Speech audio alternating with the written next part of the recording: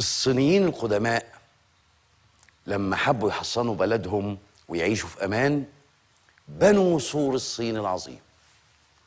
اعتقدوا ان محدش هيقدر يتسلقه، لكن للاسف خلال ال100 سنة الأولى بعد بناء سور الصين اتعرضت الصين ل3 غزوات، وفي كل مرة العدو ما كانش محتاج يتسلق السور أو يقتحمه، لأن ببساطة كانوا بيدفعوا رشوة للحارس ويخشوا من الباب، لأن الصينيين انشغلوا ببناء السور ونسيوا بناء الحارس.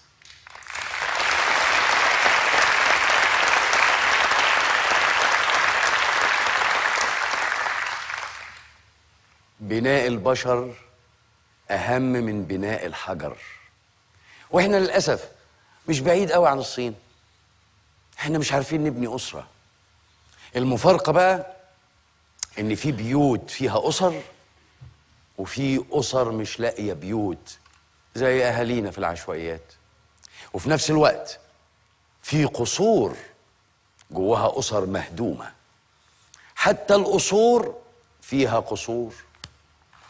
أصل المسألة مش مسألة فلوس ولا ماديات ولا مستوى تعليمي ولا اجتماعي. في مقولة بتقول إذا أردت أن تهدم حضارة في 3 وسائل: هدم الأسرة، هدم التعليم، إسقاط القدوة.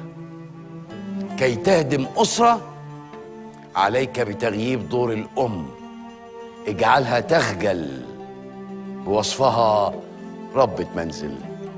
وكي تهدم التعليم عليك بالمعلم، لا تجعل له أهمية في المجتمع، قلل من مكانته حتى يحتقره طلابه.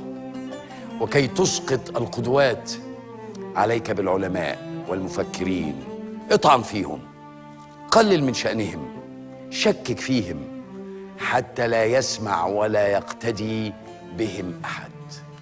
فإذا اختفت الأم الواعية واختفى المعلم المخلص وسقطت القدوة، فمن يربي النشء على القيم؟ ازاي الحال بقى؟ مش ده بالنص اللي حصل عندنا فعلا؟